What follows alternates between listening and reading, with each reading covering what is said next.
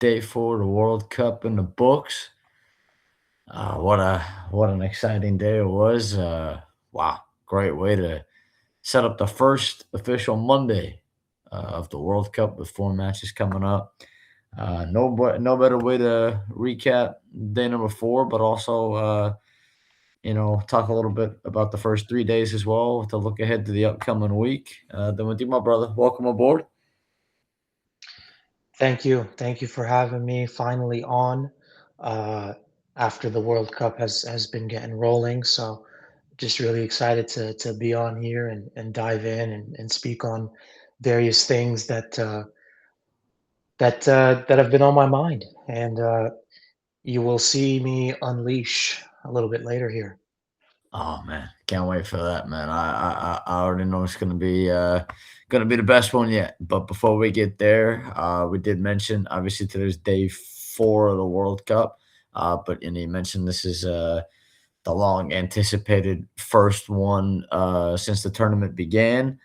So I just want to kind of leave the floor to you and set the stage for you to kind of see where you want to take it. Maybe if you want to go back to match day one and go down the board and just kind of what stood out to you from all these different matches up until now. Yes, sir. Always happy to do so.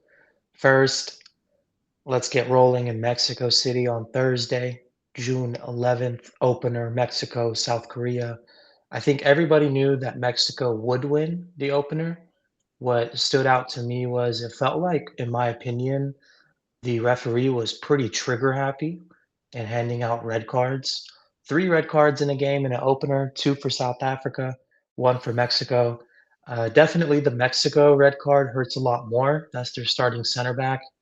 Montez. The South Africa ones hurt too. Don't get it twisted. I just think in terms of bigger magnitude, I really do think the Mexico red card will hurt a little bit more for sure. Game was done and dusted. Why do you need to put yourself in such a position? But great way to start for Mexico. They should be um, extremely excited and happy about that apart from the red, of course. And then we pivot over to South Korea, Czechia. If you remember, I came on here during our preview and I said, hey, Czechia is going to be that boring team and they will not really give you much. And they're going to impose their will and be physical. And that's exactly what they did. And from a long throw in, they scored the opener.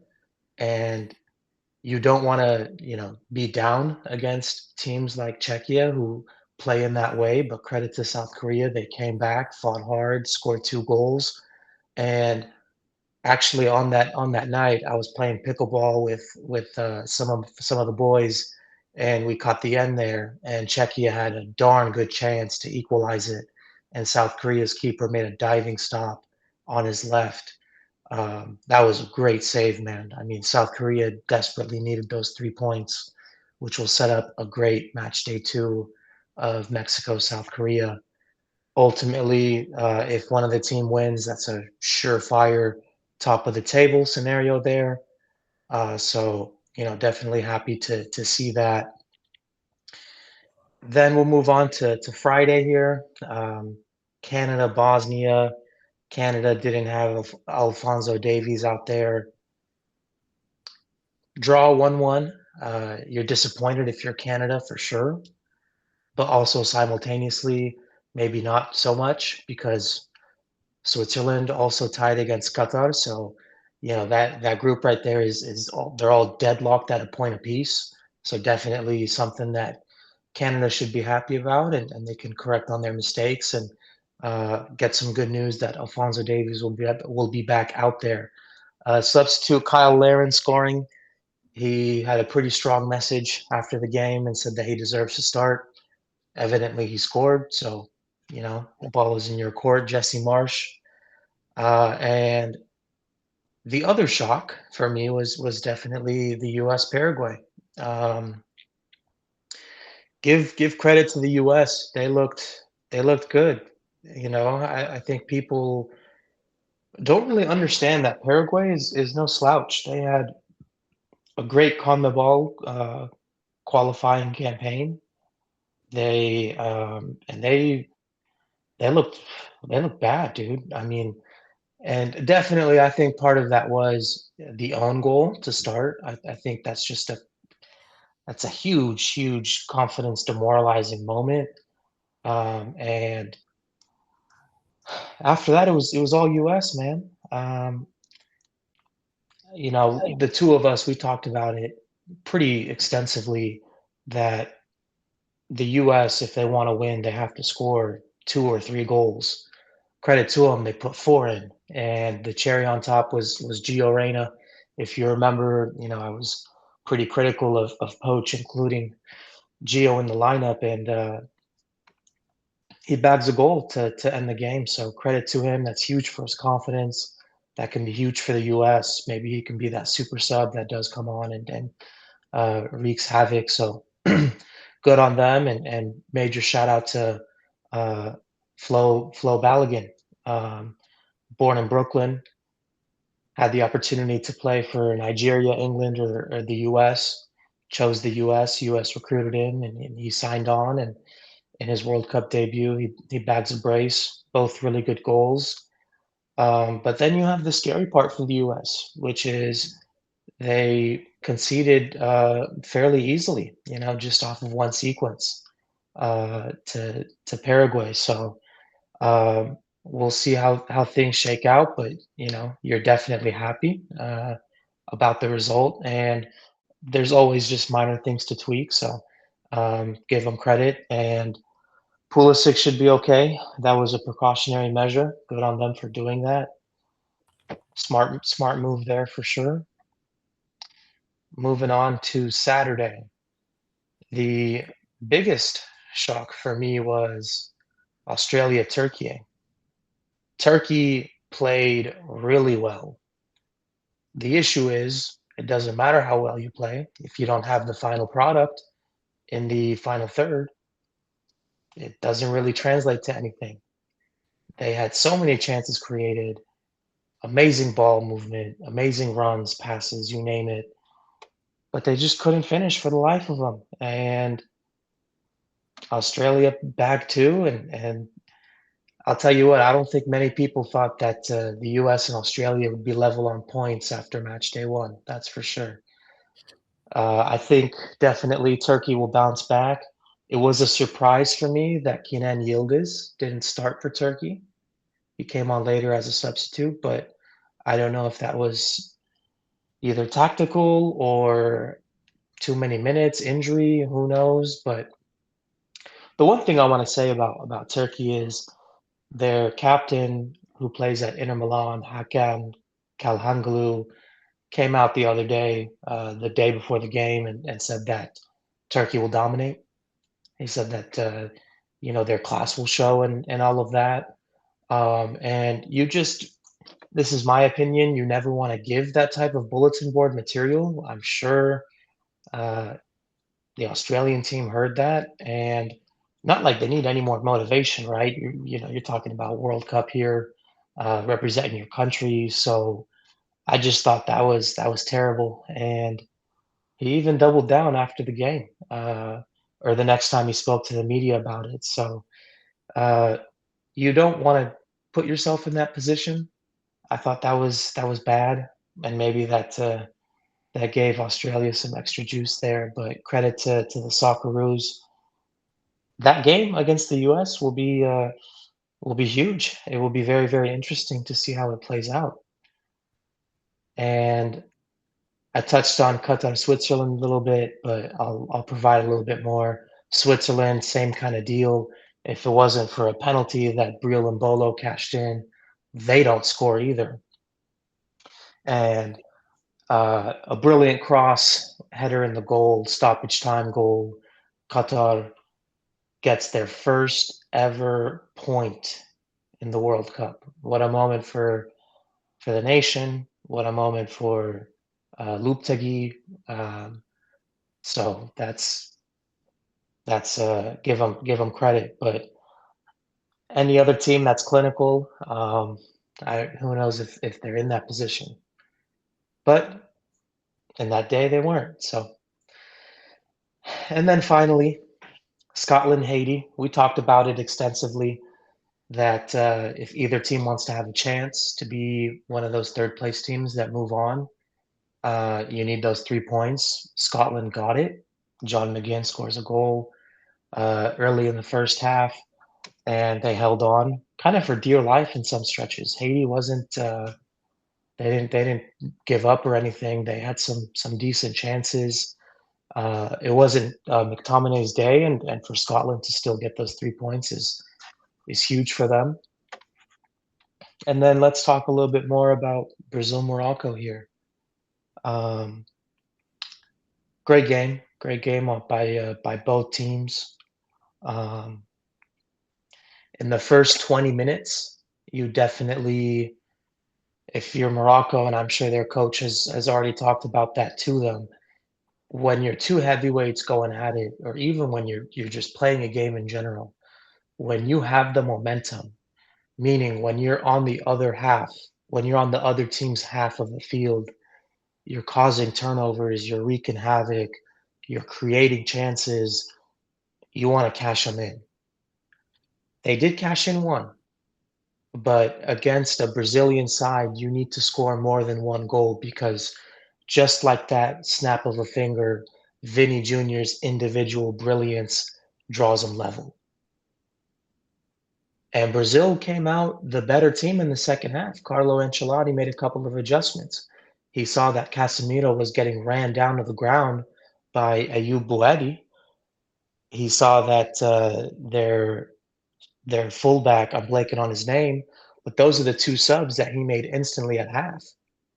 And the momentum shifted a little bit there. You saw Brazil now leading the charge. Um, Rafinha didn't have his best game out there, but the key for Brazil moving forward is, and it will definitely happen against Scotland and Haiti. When you got both Rafinha and Vinny playing at that high level, it's over, man. It's over. You know what I mean? Especially for these type of teams that might not have an Ashraf Hakimi to be able um, to contain their stars and have that well organized structure like Morocco do. So either team could have won for sure, and it ended in a draw. So we'll see what happens there. I think now it's gonna come down to goal difference. Um, and can Scotland shock the likes of Brazil or Morocco and force a tie potentially? That'll be big as well. We'll see what transpires there. And I just think so far I'm loving the tournament. I love it a lot, and it just makes me more and more anxious, excited, nervous for Tuesday when they blew open their campaign. But that's the first block that I wanted to give there, just talking about some of those matches. You give me your thoughts on some of the games that you want to talk about. I know that you have covered it a little bit, not a little bit. You've covered it extensively, but what are some things that you yourself saw? Do you think there's anything I might have missed in me talking about any of these games? Lay it on me, brother, man. No, man, I think you covered, quite a bit. I mean, I would just echo everything you said. I mean, um, as far as day one with Mexico and South Africa, and then Korea and Czechia, I thought you laid it out pretty well. I think Mexico were pretty content to ride that out once they got not only the first, but especially after they got the second. I don't think they were they set up pretty conservatively, all things considered. I think they'll play similarly throughout the tournament. I think they were more than happy to take the 2-0 victory there. And again, you mentioned Korea. I thought Czechia, once they got the first one, I thought They they would would see it get out. yeah, I thought they'd at least get a draw out of that, because of just the way that they play. But credit to Korea, they really took it to them, and I'm gonna butcher this dude's name, but Hwangin Byom or whatever. He was brilliant in the second half, and he was really the big difference maker. He had the goal and the assist, um, which sets up a really good match on Thursday. Between Mexico and Korea, that's going to be a great stylistic contrast as well. Um, I think if you're South Africa, I mean, it was pretty, South Africa and Paraguay, I thought were both, very disappointing in their respective matches, and I'll be interested to see how they bounce back, both of them after maybe definitely not having the start that they would have wanted, but I think you nailed it pretty well. You mentioned Qatar, man. I mean, for them to be able to get a point out of that is remarkable for them, and the longer that match went, I mean, they found a way to hang in there even after they went down 1-0. It could have easily ballooned, but credit to them, they were able to withstand all the Swiss chances, and they had one moment in stoppage time, and they took their chance, and that's all they needed. And you mentioned Canada, Bosnia. I think Bosnia will be the happiest country on planet Earth if they get a draw against the Swiss on match day 2. They're gonna play the exact same way they played against Canada. Very similar to Czechia in many ways, but they executed it better than Czechia did against Canada. They're just going to be physical. They're going to, tactical foul and all that fun stuff and set pieces. They'll be the happiest country on planet Earth. Yeah, I think the Swiss got to hit the drawing board for sure too, because they're going to have to, the way that Qatar was set up. I mean, they're going to be expected that again against Bosnia. And they're going to have to figure out a way to, put the ball in the back of the net and open play. Otherwise, they're going to be in some trouble. Because the last thing you want to do if you're the Swiss is head into match day 3 against Canada, and maybe you've only got 2 2 points, points. and you got to, so they really got to be looking at that, thinking they got to get 3 points against Bosnia on match day 2. But and then you mentioned Canada. I think Canada were. They really struggled for a large majority of that match. They really struggled in the final third, but you mentioned Kyle Larin, he came on and, a little wicked deflection. And you mentioned Turkey. I mean, that was a huge shock for me as well. I'd be lying to you if I told you I thought Australia was going to, get a result, let alone the full 3 points. But I think, that as far as what stood out, I think that, really what stood out to me throughout the first couple of days has been, kind of what we expected a little bit, but obviously it's interesting to see it happen where, a lot of these sides are, willing to just absorb pressure and, put it, 10 behind the ball and, take their chances on the counter when they can get them. I mean, Australia barely had the ball the entire match, but they really had, they had a couple of chances and they took them. I think one of that's been really one of the big themes so far has been 10 behind the ball. I mean, I think I've seen more deflections in the last couple of days than I've seen in a long time. Uh, you know, players going all out on the defensive end, keeping the ball out of the back end, and that sort of deal. Um, You mentioned the USA. I mean, you couldn't have asked for a better start for them. Like you mentioned, I was pretty surprised that Paraguay. I mean, this is a Paraguay side that beat Brazil and Argentina in qualifying. It wasn't like it was that long ago. It was only a couple months ago. I'm pretty sure when they beat both of them. But credit to the United States. I think like you mentioned after the own goal, they had a lot of rhythm, and the floodgates kind of opened from there. Um, you mentioned Haiti, Scotland as well. I look credit to Haiti. I think they were very unfortunate not to get a result out of that. I think you can make the argument that it was an even match at the very least, if not maybe the better side. Even I think they had created the better chances. You mentioned the John McGinn goal. I mean, that was one of those fluky goals in a sense where sometimes that's just how the ball bounces like that. But And then Brazil, Morocco, I thought you said it pretty well.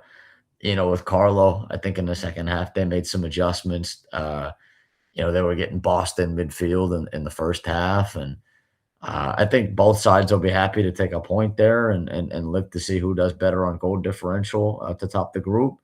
And I think both of them obviously will fancy their chances against Haiti and Scotland. And you mentioned Scotland; they got the 3 points. Now it's just a matter of can you find a way to be one of those eight third place sides. Which it's a little too early in that to really know if they will or not. But I think all in all, yeah, there's been a lot of things that have really stood out. I think a lot of stylistic contrasts. I mean, especially when we get to today's matches, the four that happened today. Followed a similar script in many ways with some of these tactical differences. And I think you said it well too, man. It's been a really exciting, man. I've been loving every second of it. As far as just watching all these matches, I'm excited for tomorrow, man. I mean, a full day, from 9 a.m. to about 8 p.m. at night. It's just nonstop football, man. I can't wait. Yeah, yeah. Especially, I think the biggest difference for me is the games are in our time zone, and just to have, like you mentioned it earlier before action even started, to have night games is just, it adds so much more. You know what I mean? It really does. Now that we've had it for a few days, it adds that element to it. You're not it's not 6 a.m. games, 9 a.m. games, and noon games, and then the day's done, right? In terms of the World Cup. Right now, especially in the group stage, it's all day. Obviously, later on in the knockout rounds, we have to cater to the European time zone, and a lot of those games are going to be like at noon and whatnot. But nevertheless, that's been the that's been the best part for me.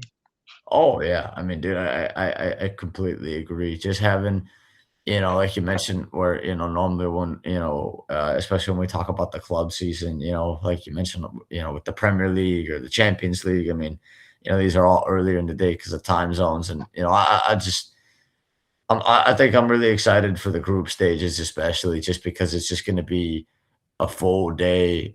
From what is it going to be the next Week and a half. week and a half or so? Yeah, Yeah, it's even just two going to weeks, be. bro. Yeah, it's just gonna be day after day, morning to night. It's just match after match, and as a sporting degenerate, I mean, you really can't ask for much more than that. Just you know, wall to wall, day after day. Um, and then like you mentioned, just having those night matches, man. It's a huge game changer. I'm excited for Tuesday when we get Tuesday 9 p.m. match is gonna fuel my soul in ways that it hasn't been fueled in a long time. Um, And I'll live for that shit, man. I love it. I'm really. I think the fact that we're only 4 days in is the most exciting part because we honestly haven't even really kicked it into full gear yet.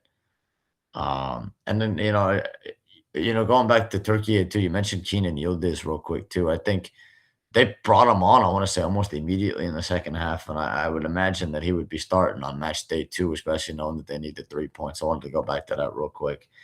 Um, But yeah, I think Yeah, overall, yeah, the big difference of what you mentioned, I think the highlight of the tournament, one of the highlights of the tournament so far has really just been the ability to actually be able to soak in all the matches at these different times. And like you said, instead of having to wake up at 4:30 in the morning or 6 o'clock in the morning, 12 at noon, whatever it is. I mean, obviously there are still matches at 12 at noon.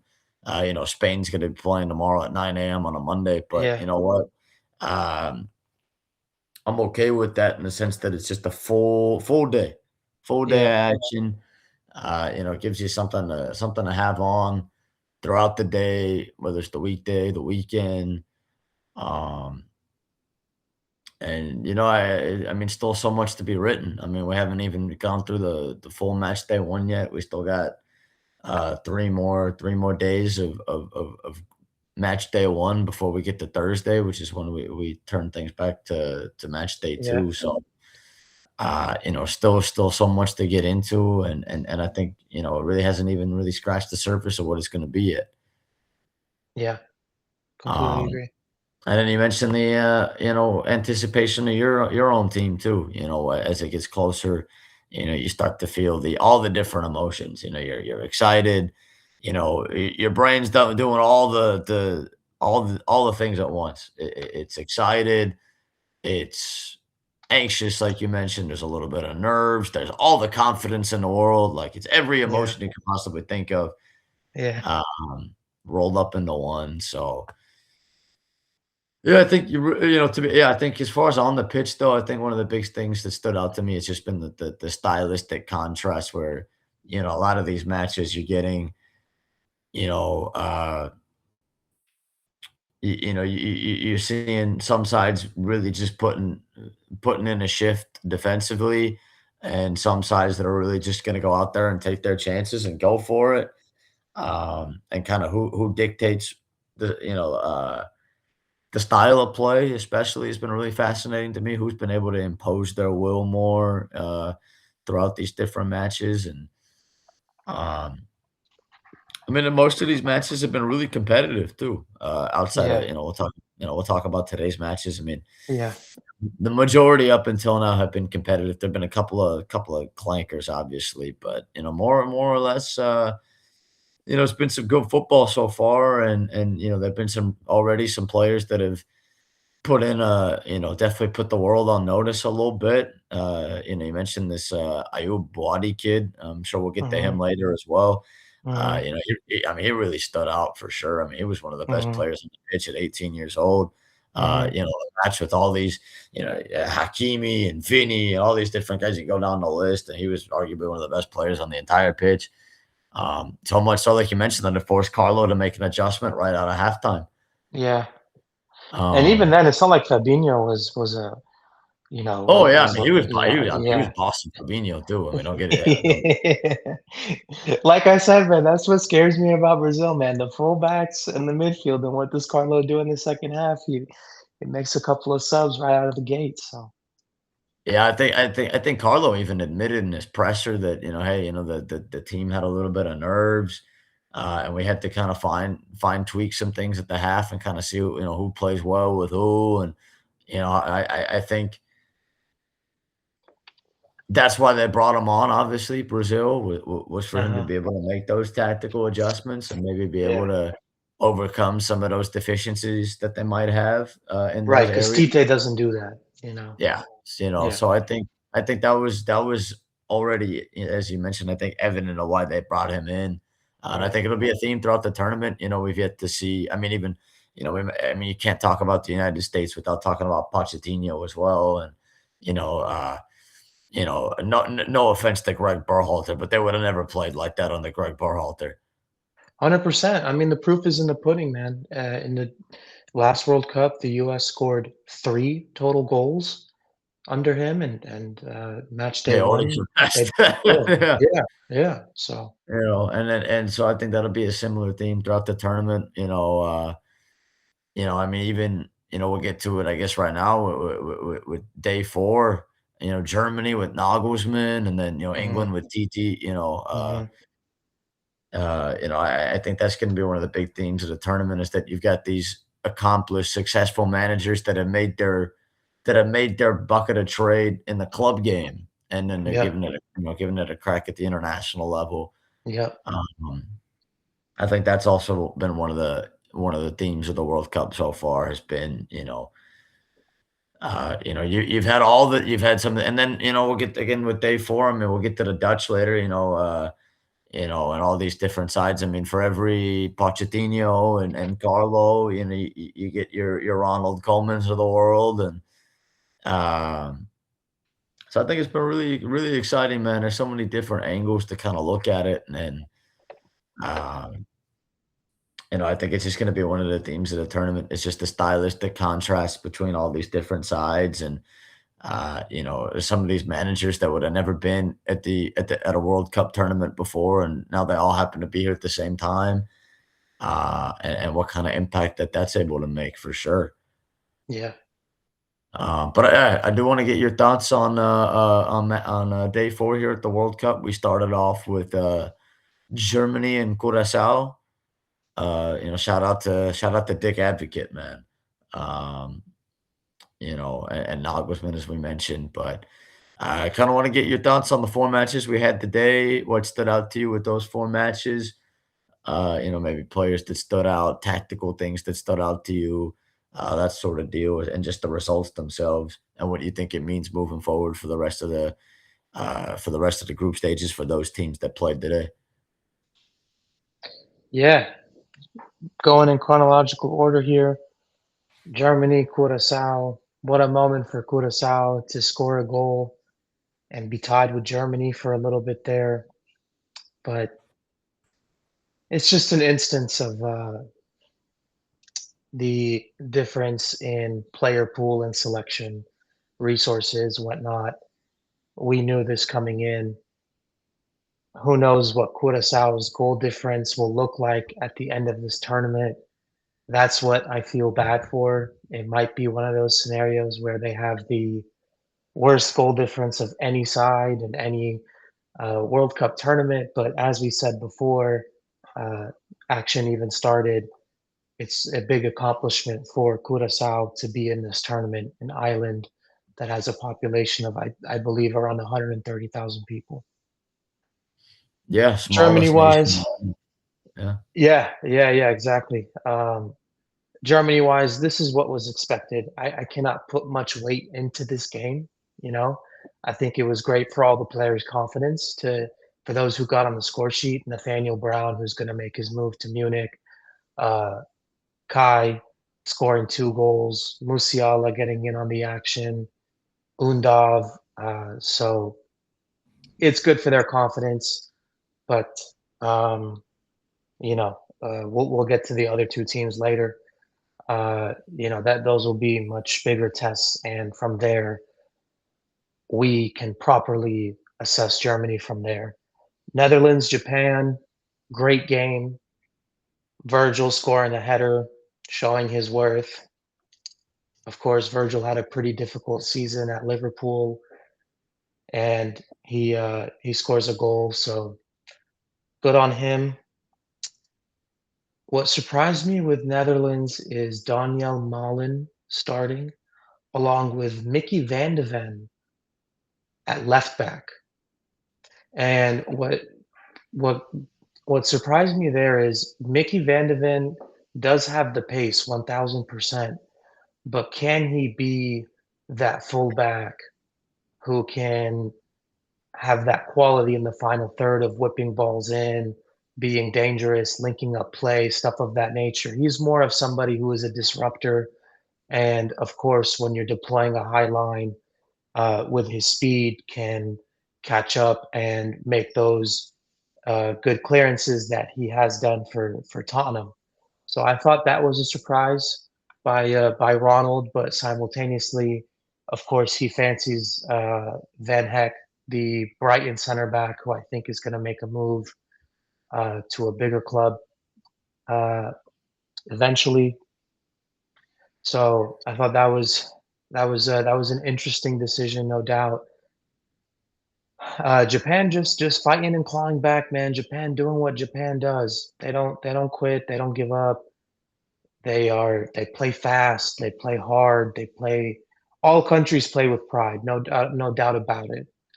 Unless, of course, there's certain turmoil and bad blood and whatnot that we've seen from various English teams and whatnot that doesn't get really talked about until a few years later when people start to talk about these things. But with Japan, that's never the case. And they get a point that's certainly huge because in your other game, Sweden go 5-1, and Sweden right now lead the group after match day one. And Tunisia was disappointing. They had a couple of goals allowed that were just poor mistakes that you usually don't see at this level. especially the one where the center back. It was very similar to the first goal that South Africa conceded. Just poor play and I forgot who scored there on that particular goal for Sweden, but they capitalized off of it. So Sweden in a great place, with 4 goal differential right there.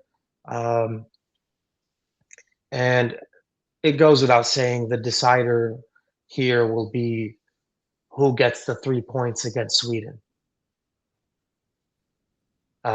So that will be one thing to keep an eye on. Tunisia, I worry that they're going to lose all 3 games, but the Burnley player Hannibal Mejri was really really good. Frankly, the only guy who is really noteworthy to talk about on Tunis. And then finally, in my opinion, my favorite game of the day, Ecuador Ivory Coast. You and I talked about it when we previewed the World Cup. The 2 youngest sides going to be end to end. We saw uh, Ecuador hit the post twice. Ivory Coast hit the post once, and both teams had their chances. A draw would have been the fairer result, in my opinion, but Ivory Coast getting the 3 points there is huge because they will beat Curacao. I'm just going to say that from the jump. And then after that, brother, I mean, surely off of 6 points, you can get through, whether you finish second or third, uh, right? They'll get through. So that will happen without a doubt. And Amad Diallo scoring on his World Cup debut, what a lovely moment. I thought it was so funny seeing both coaches of Ecuador and Ivory Coast just so animated and passionate when when Ecuador hit the post twice. Um, their coach losing his mind, pointed up at the sky, all that jazz. Ivory Coast coach losing his mind after they hit the post, and then he went full throttle when Ahmad scores that goal. What a goal by Ahmad, man. You cannot place it any better. And let's talk about Rio. I'm sorry, Rio. Uh, why am I, man, it's late. Forgive me. I'm blanking on his first name here. Give me 1 second. No, you good, man. You're Jan. putting in Jan Diamande. Jan Diomande, man. Oh my God. In his debut, 80 touches, 5 chances created, 11 duels won, 15 progressive carries, 22 passes in the attacking third. I mean, my God, Yeah, golly. yeah. And Wow. keep in mind, dude, I don't you definitely saw this in the game. Ecuador started doubling him. They had 2 guys on him. As soon as he was ready to take defenders on, they had 2 dudes on him with an Ecuadorian team that we've spoken about so highly on the defensive end, and he still did that. I mean, that is just sensational. Ivory Coast are clumsy on the defensive end. Okay, let's get that out of the way. Ivory Coast are very very clumsy defensively.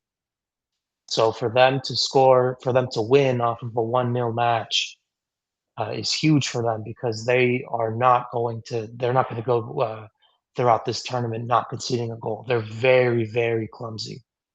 And if you're Ecuador, man, you feel like you could have won this game. Not could have, you should have won this game, frankly, without a doubt. They were the better side, I think, defensively for sure, despite everything I just talked about with Jan. Um, Moises Caicedo didn't have his best game, so I'm hoping that he can bounce back in the next one. But that was my favorite game today. Just end to end, 2 youngest sides in the team. You saw the nerves from both teams.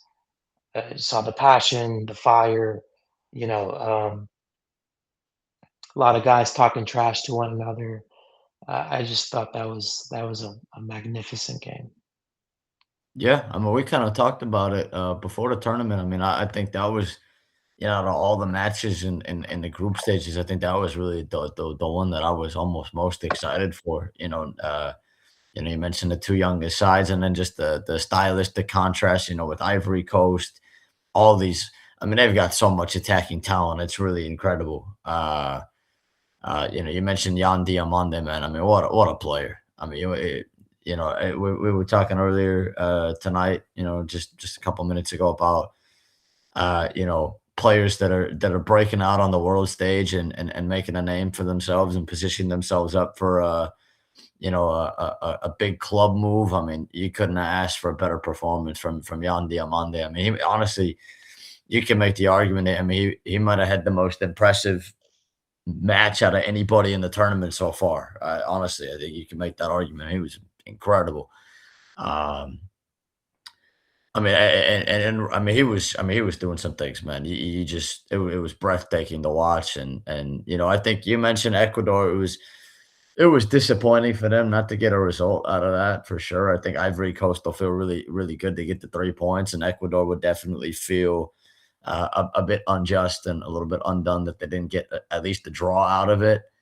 But I would feel confident, so long as I mean, you never know how it's going to shake out, but I would be confident that both teams, regardless of how the standings shake out, I think both of them will have a chance to qualify to the round of 32, and whoever Yeah, plays either of those sides is going to have their hands full, man. yeah, Um, and then something we've been talking a lot about, throughout the tournament, we'll continue to do. I thought today was far and away the best day throughout all the different matches as far as atmosphere goes. yeah, Uh, the Ecuadorians, I mean, they took over that place, man. I mean, it was rocking. Um, you mentioned the Dutch earlier, that the Orange Army always travels well, and they were making some serious noise. Obviously, Japan always travels well too, and I felt like every match had a pretty solid atmosphere, which I enjoyed. I felt like it was definitely the loud. I would say they were the loudest matches of the tournament so far, outside of maybe obviously the Azteca, obviously in Mexico, but um, I think it was a great day. Again, Ecuador, I think will feel a little bit undone that they didn't get a result, but I still think that Ecuador will find a way, whether they're a third place side or however it shakes out. I think they'll be one of those teams that finds a way to get in there. I think, especially when it comes to these top eight third place sides, and you mentioned Curacao. Ecuador is going to really have to put 4 or 5 past them, and really, have a nice little goal differential there. right. Um, you mentioned Curacao. I mean, obviously it's going to be unfortunate that they're going to really probably. I mean, 7-1. I mean, their tournament's pretty much done as it started in many ways, unfortunately. But for them to even just to score a goal, I think, like you mentioned, for them to be level 1-1 for however long it was, even if it was fleeting. Um, what a moment for them. I forget. I might butcher this dude's name. Comencia, something like that. I mean, he'll never have to pay for a meal in Curacao ever again for the rest of his life. Um, and they mentioned Germany. I think Musiala, it was big. I think for his confidence, especially. He coming back from injury and maybe not having the best of club seasons. I think it was good to see him find the back of the net. Kai Havertz and Flo Balogun are right now tied with 2 goals apiece at the top of the Golden Boot. Wow, words are difficult, man. Golden Boot race. Um, I want to give some love to Sweden too, man. We kind of talked about it in the preview where obviously, they're playing Tunisia, but anytime you've got Isak and Victor Gyökeres, and you got not only one but both of them, you're gonna have a chance no matter who you play. And then credit to Yassine Ayari. You mentioned it actually before the tournament how Yeah, he's Tunisian descent and he decided to play for Sweden.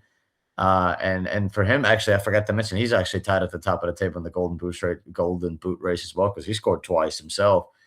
Yeah. Uh, and you know, you could tell, you know, I think it was a very cool moment seeing him score the first goal at a match and then pay his respects to his Uh-huh. heritage, not Yeah. celebrate. That was really Yeah. cool to see. Yeah. Um, you know, Tunisia and Curacao both, you know, like you mentioned, I think it's going to be tough to see either one of them getting any sort of result. But I think just being there is an accomplishment for both countries in many ways. Um, and then, yeah, the Dutch and Japan. I mean, you mentioned it a lot. You were banging that drum about Ronald Koeman, and that's just kind of how they play. That's what they do. And then, you know, it's been honestly one of the things that's really stood out so far this tournament. You know, it's been a great showing so far for the AFC. You know, whether it's been Undefeated.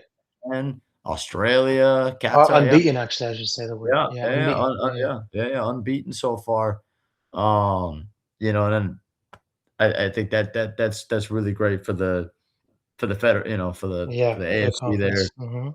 You know, really good for those sides over there, you know, putting on a really respectable showing so far at the World Cup. Obviously, still got a couple more countries to go in the next couple of days. We'll see how those sides are able to fare, but so far so good for the AFC. You know, Japan, I mean, you got nothing but good things to say about Japan. You know, they played exactly how you would have expected. You know, they're always surprises. You know, we mentioned Australia, like you know that was definitely a surprise, but I don't think Japan was a surprise one bit. Right. But honestly, man, I think Sweden's got a legitimate shot to you know, 100%. yeah, they got. I think look, Sweden's 100%. got a real shot to top that group, man. That you know, when you got the attacking talent that they have. And then you know you mentioned confidence. I mean, you know obviously Tunisia didn't really play the best match, but look, sports are all about momentum, and anytime you could go out there and put five past any side at the World Cup, I mean that does wonders for your confidence, and especially you know for them, I think what was big was not only the fact that they won in the manner in which they did, but I think the fact that they got really their 3 big dogs all scoring, Yeah. I think that's huge, man. Yeah. Especially with Isak and Yeah. Victor playing together, and the Yeah. fact that they both scored, I think that, does wonders for them, and shout out to our boy Graham Potter, man. That's another guy, I think he's a lot more in his element with the Swedish national team. I think if you remember, Graham Potter used to coach a club team in Sweden back in the day Yeah. Yeah, before uh, he made his move to the Prem. before he Yeah. made his move, and that's where he really, made his name. And Yeah. I remember reading an article about Graham Potter many many moons ago when he was out in Sweden, and there was a really good article they wrote about kind of his unconventionality a little bit, and kind of hyping him up as maybe one of the big future managers. And so I was disappointed that it didn't work out for him. Maybe obviously with your beloved Chels and whatnot, but I think he's in a good spot. I think, and I really look. I think Sweden's got a legitimate shot to top that group. Um, obviously Tunisia is not really going to have much of a chance, but between the Dutch, Japan, and Sweden, I mean, we kind of talked about it in a preview. I mean, you could really make the argument for any of those three finishing 1, 2, and 3, and I think all three are going to have a pretty good case to make it out of the group stages, and they'll all be tough to play. But the Dutch, man. Again, the atmosphere will help them a lot. That their supporters always travel, but they definitely play in a way that is not necessarily super inspiring to some people. They played exactly how you would have expected as well. You know what you're going to get from Ronald Coleman in that sense. So, but I was honestly, I thought the middle two matches of the day, Japan, Netherlands, and Ecuador, Ivory Coast. I mean, you couldn't have asked for a better back to back in that aspect. I know, obviously, the bookends of that, if that was the meat in the middle, maybe the buns might not have been the best buns there, with Germany, Curacao, and Tunisia, and Sweden, maybe. But the meat in the middle, those two matches were both spectacular. Um, So, I thought it was a great day of football, man. Like I said, I thought it was the best atmosphere so far in the tournament. Um, and I think, we'll learn a lot more throughout the rest of the tournament about all the sides that played today. But all in all, I think outside of Tunisia and Curacao, I thought the other six sides all showed something that you think that they're going to be tough outs, man. 100%. I agree. I agree. And yeah, I have to speak a little bit on Graham Potter. I have I've spoken a few times on the platform here, just extremely critical of him during his tenure at Chelsea, and I'm not going to back down from that. But what I will say is, like you said, he is in his element. They're humming. They got a good structure, and he looked good in that suit, man. He was Yeah. dressed for the occasion. I'm a fashion dude, and Didier will come out in his suit, ready to rock on Tuesday. But Graham came out in his suit and looked good. Oh, And yeah. as far as Tunis and Curacao, as far as who I'm more confident in terms of uh, shaking things up in their group, I'm going to go with the obvious answer with Tunis. But what I will say about Tunis is, if you remember the 2022 World Cup, they did beat France 1-0, with the caveat that France rested everybody because they knew that they were going to be top of the group. But simultaneously, you have to give credit where it's due, and they did win 1-0 in that game. So there is still that glimmer of hope that they can maybe force a draw or something. Again, this is not about them advancing. This is just about Yes. making some things interesting within that group. Oh, They I agree. certainly Yeah. can. So Oh, definitely. I mean, even like we mentioned Paraguay earlier. Like I'll be interested to see how they bounce back against Turkey. Because look, I think they are not as bad as how they played. I don't think. right, And I think maybe part of that, is just kind of, I mean, it's a big moment. You're playing against one of the 3 host nations in their opening match, and the atmosphere's, it's a packed house, and, you let an early one slip, and then your confidence goes down. Um, and then Turkey, you mentioned Hakan Çalhanoğlu, and, he came out and said a lot of things. I think that's a really interesting match because now all of a sudden, it, the desperation from both teams is going to be yeah, exactly. And how do both teams kind of, attack that match? Because you're going to think that Turkey are going to need 3 points, and then obviously Paraguay are going to need a big result as well. Um, but yeah, I definitely think, yeah, out of Tunisia and Curacao, obviously I think Tunisia's got a better shot. But look, I have a lot of love for Curacao. Unfortunately, I don't think they're really going to be able to do much. But just them being there is such a huge accomplishment. I mean, you mentioned the smallest nation in the history of the World Cup to qualify. I think I heard something in a broadcast that there's like, I think maybe like 13 or something like that German cities that have a higher population than the entire country of Curacao, something like that. Um, I mean, I mean, it's one of just a very low population. A lot of their players, might not be household names, but just being there is a huge accomplishment. Um, and then again, you mentioned the fashion, man. I'm the same way. I always love when coaches, managers, they pull up, suited up, ready to go. It's one of the things I miss about that I ever since COVID and whatnot, NBA coaches don't wear suits anymore, and yeah, they yeah. all pull up in fucking sweats and stuff, and I don't really jive with that, to be honest with you, you know? Yeah. Listen, man, Mauricio Pochettino pulled up like he was about to go to happy hour. Shit, he probably hit one of the clubs out there near SoFi after the I match. think so, bro. I think so. Uh, you think you and Didier gonna be ready to rock, out there after the match too? Probably suited up, huh?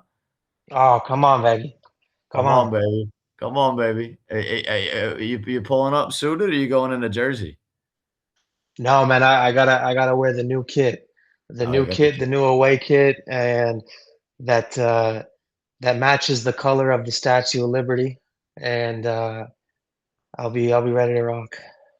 hell yeah, man. I can't wait for that. On the subject of which, I do wanna, with a little bit of a look ahead here. Obviously, we Yeah. recapped day 4 of the World Cup, but I wanna get your thoughts on tomorrow's matches and then also your French, Allez le Bleu on Tuesday, where you'll be boots on the ground, man. Yes, sir. Yes, sir. Let's chat about tomorrow first. Like you mentioned, starting off the day with Spain, Cape Verde. Um, Newsflash: both Lamine Yamal and Nico Williams are fit. They're going to start. This is going to be a scoreline Germany Curacao esque. So if you love goals and you love dominance, watch that game at 9 a.m. Belgium, Um, Egypt. I I can't. I don't know how this one's gonna play out. And when I say I don't know, it's because of the complexity between both sides. Belgium, you got a new coach in Rudy Garcia.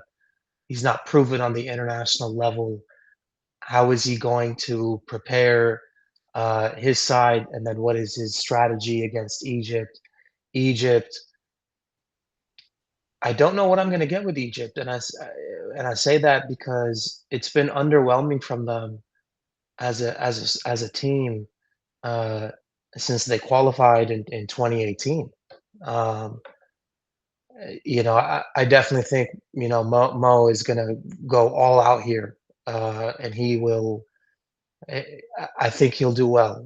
This is his last international tournament, um, and he wants to seize that moment. He had a bad run at Liverpool, said a lot of things about Arne Slot. He wants to go out and prove himself on that stage. Um, so I think he will. The wild card for Egypt, it goes without saying, is Omar Marmoush. With Amar, what are you going to get? I definitely think, without a doubt, he will have more freedom to be that Eintracht Frankfurt version of himself, which is what attracted City to sign him in the last January window. I think he will show better, but I don't know.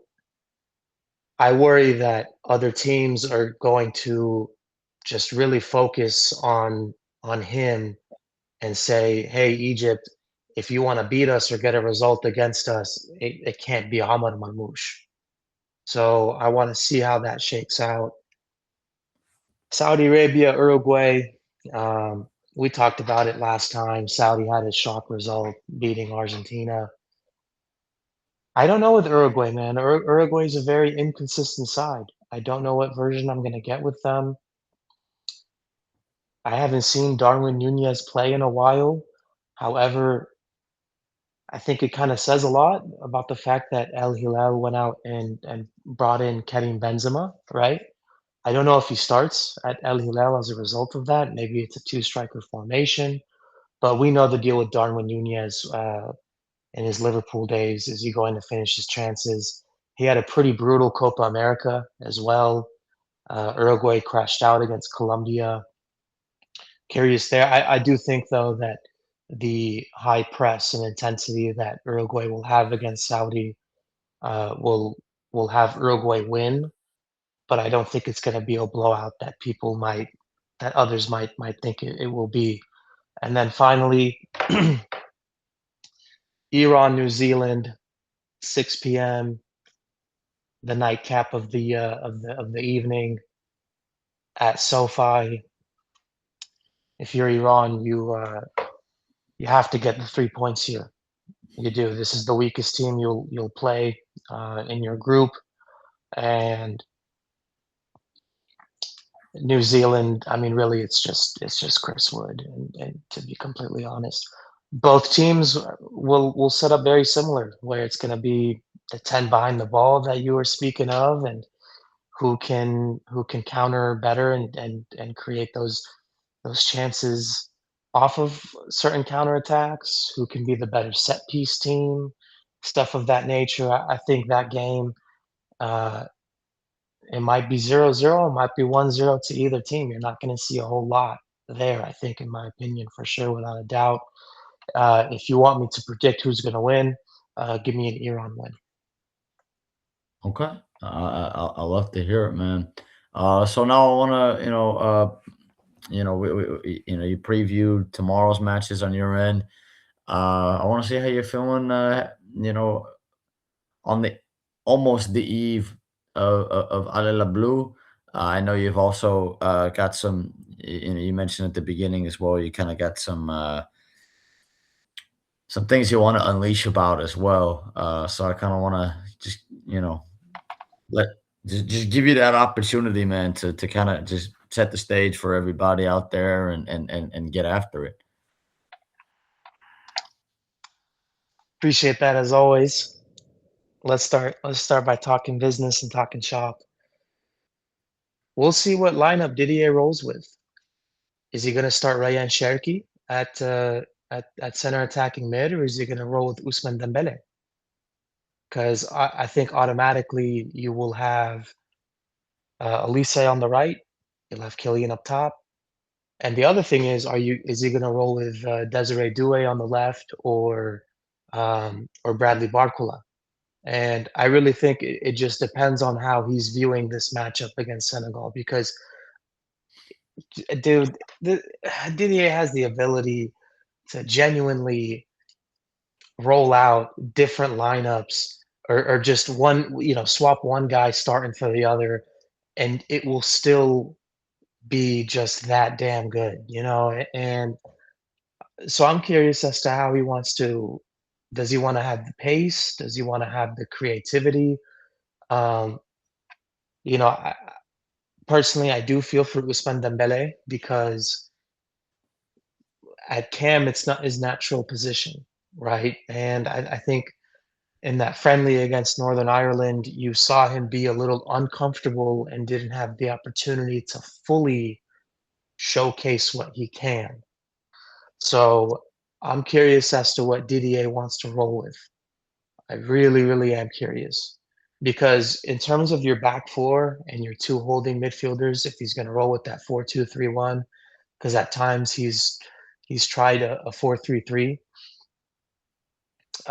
You know who your back line's going to be, and you know who your two holding midfielders will be. So that is going to be the wild card there. It really, really is. I want to see what how he wants to attack that. Uh, Senegal, you know what you're going to get. You know the lineup already. This is a team that won't back down, and they will want to start firing early, and they will want to attempt and force mistakes. You don't want to have um, Olise on a counterattack or Doué or Barcola on a counterattack. You don't want to have Killian 1v1. So, but I think also simultaneously, Senegal are not going to be defensive. They will play in their style, and they will want to try and outscore. Um, so, you want my opinion here? I'm wrestling between 2-0 or 3-1, but I'll go 3-1 here, France. Your goal scorers, Kylian bags a brace.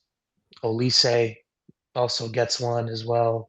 Olise is going to have that individual brilliance. I think his World Cup debut is going to be incredible.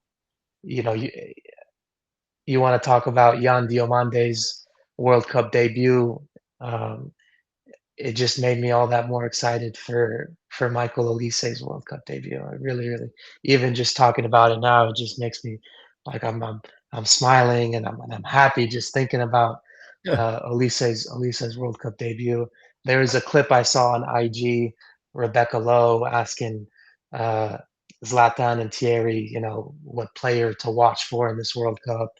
Zlatan chose Lamine Yamal, and Thierry chose Olise. And Thierry coached Olise in the French youth teams, coached him in the Olympics, where they won silver. He knows Michael Olise so well, and it just the way he spoke so glowingly about Michael Olise, it just made me so happy, man. It was incredible. So um, that's my opinion there.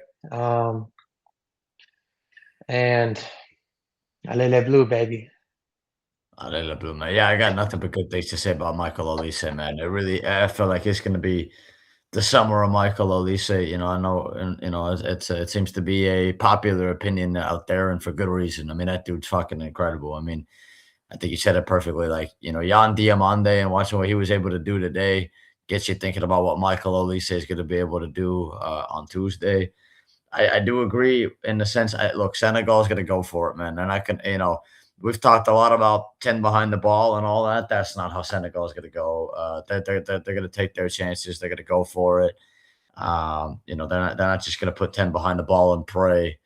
Um, but I think it's going to be a really, really interesting match, man. I think that'll be another one of those tactical, stylistic clashes a little bit where you'll see Senegal will really try to take the match. I think to the French, and then I think just with the individual talent that France have, I think any opportunity. We've talked about Didier extensively, and I'm sure we're going to continue to do so throughout the tournament, of course. And I think the one thing that I think is different with this tournament compared to others is that, again, I think it's really in many ways, I think, yeah, this is definitely the most talented French side that they've had in this current window of play. I mean, Michael Olise, World Cup debut, like you mentioned, Ryan Shirky, of course, and I mean, it's just an embarrassment of riches. Doué, Barcola, Dembele, and Mbappe. I mean, holy smokes, man.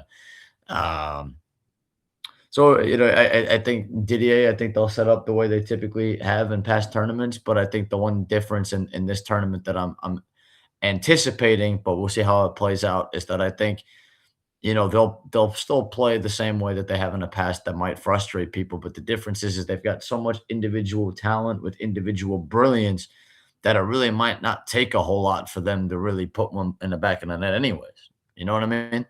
Right. Uh where they might it might because a lot of these matches so far in the World Cup, you've got. I mean, some of the shot numbers in these matches have been astounding. Like Yeah. Turkey took like 30 shots yesterday. Germany took almost 30, I think. The Swiss took like 27.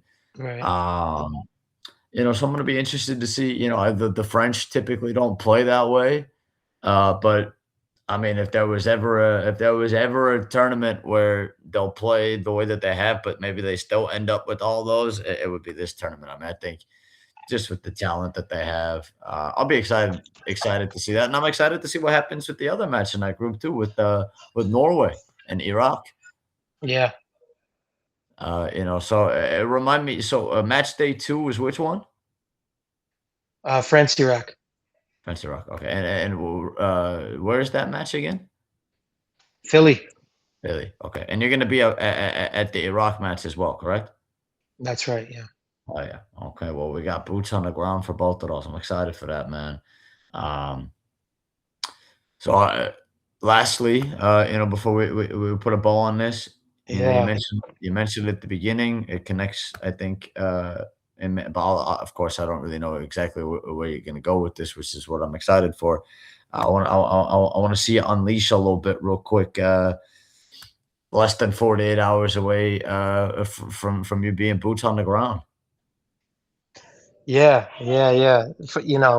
First, I do want to set the stage here, and I just want to talk about how the narrative behind the French national team is they're going out to Africa, colonizing these nations, and just plucking kids and saying, "Hey, come play here, come play here, come play here. We have everything for you."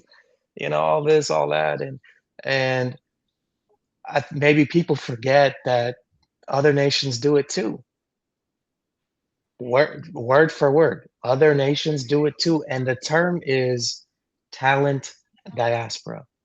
So let's talk about the darlings of this tournament. And when I say this, I'm not shaming Morocco at all, at all.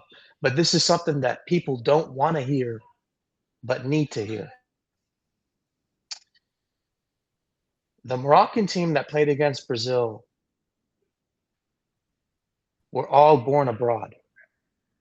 Yassine Bonu, born in Canada. Ashraf Hakimi, born in Spain.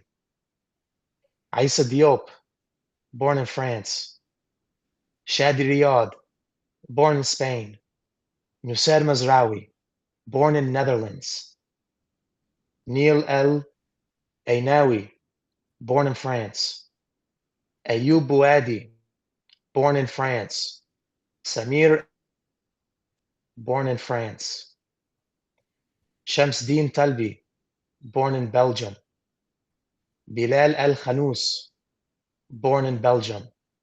And their goal scorer, Ismail Saibari, born in Spain.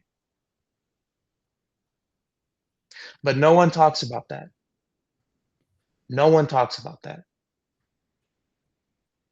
And this is the work, and it's a true testament to the Moroccan FA tapping into diaspora talent, as well as these players also appreciating whatever culture that they want to appreciate, man. Some people feel more connected to their mom's side of the family. Some people feel more connected to their dad's side of the family. And by the way, this Moroccan 11 that I just listed out there, this happened when the only starter born in Morocco, Ezzedine Ounahi, was pulled from the game. But listen, if you want to criticize Les Bleus' approach, the French FA's approach, go ahead, man. By all means, it's your opinion. I'm going to respect it, but simultaneously, please have that same energy for other teams that do the exact same thing. And mind you, like I said when we previewed the World Cup, Morocco in 2018 were an embarrassment. They didn't even make it out the group. They played horribly. And what did the Moroccan FA do? This is exactly what they did right then and there. So, as well as, of course, you know, they're hosting a World Cup. They put a lot of investment into their teams and training facilities and whatnot. But simultaneously, if they did not put that investment into their training facilities and are not building these type of things, and they don't have the infrastructure, you really think these guys would even entertain playing at Morocco? And part of it also is the fact that Ayoub Bouadi played on the French youth team. But because Didier Deschamps did not select him for the World Cup, he has every right to say, all right, I'm going to switch my eligibility and I'm going to go play for Morocco. They're going to give me runway. They're going to let me start and everything. And they had a great run in 2022. It makes the most sense for me in my professional career. And you have every right to do that. I don't blame you at all. But also, you can thank Didier Deschamps for not selecting him into his squad. Otherwise, he'd be playing in France. That's the funny part about all of this, man. It really is. So, listen, if you want to have that opinion, please do. And I know I'm not going to change people's opinion. I don't care about all that. But I just wanted to speak on that, man, because I think it's really important. And Morocco isn't the only nation that does this. Right? We've had brothers, we've had siblings represent other nations. The perfect example right now is the Doué brothers, right? One's on Le Bleu and the other's on Ivory Coast. The other example is Jerome Boateng playing at Germany and Kevin Prince playing for Ghana. It's all personal preference. It's not like the French FA is just handing out citizenships like this. No, bro. these players, apart from a few that I'm going to name, were born in France. And here's the other stat I wanted to give you: 100 French-born players are playing in this World Cup. Yeah, that's right, 100. And some of the notable names is Riyad Mahrez, Koulibaly, Aymeric Laporte, Jordan Ayew at Ghana. The French team will only have 3 players born outside of France: Olise, who was born in London; Thuram, who was born in Italy; and your third choice keeper, Bryce Samba, who was born in Congo. And the last thing I wanted to pull up here is a direct quote from Olise about his decision here. So first things first, Michael Olise had the opportunity to play for France, Algeria, England, or Nigeria. France and Algeria is from his mom's side. England, he was born there, like I said, and Nigeria from his dad. And he said, I've always had a connection with the France national team. That is why I play for France. It's been my dream since I was a kid. And more likely than not, because he's 24 years old, he probably watched Titi, Zizou, Griezmann, Giroud, right? And it's his decision. And again, it's not like the FA is going out and just handing citizenships out. So just keep the same energy, man. Keep the same consistency. And I know that a lot of it with Morocco is the fact that they're the first AFCON side to make it to the semis. I got a whole lot of love for that. I respect that, no doubt about it. But there's a method behind the madness, and you really think that it just happened overnight, that all of a sudden, they have such a talented side, right? Just like that, with a snap of a finger. No, man, there's reasons behind it. That's my Yeah, spiel for you. I love it, man. I love it. Like you said, it's an important conversation. It's something that like I think you said it perfectly. You're not trying to change anyone's opinion, but it's just you're trying to just shed light on it. Yeah, And for people to be aware. Yeah, I think you said it perfectly, man. I thought, that was really that was fascinating to listen to, man. I honestly I didn't even know that there were 100 players at the World Cup that were born in France. I mean, I know it goes without saying that, and we talked about it, before the tournament and off the record a bajillion times. Like, there's so much talent coming out of France these days. I mean, they could have like 5, 6, 7 World Cup teams with the players that didn't even make the World Cup. Uh, and obviously, you mentioned this Ayub Buadi guy. I mean, I think it was just in March he was playing for France, yeah, uh, and decided to play for Morocco at the World Cup. I think you said it perfectly, man. I'm glad you decided to talk about that. I think it's a cool conversation that I honestly hadn't heard until you brought it up. So I think it's something I think I appreciate you for taking the time to explain all that and lay it out that way. And I'm excited, man. I'm excited for the week ahead. We're on the eve of Monday.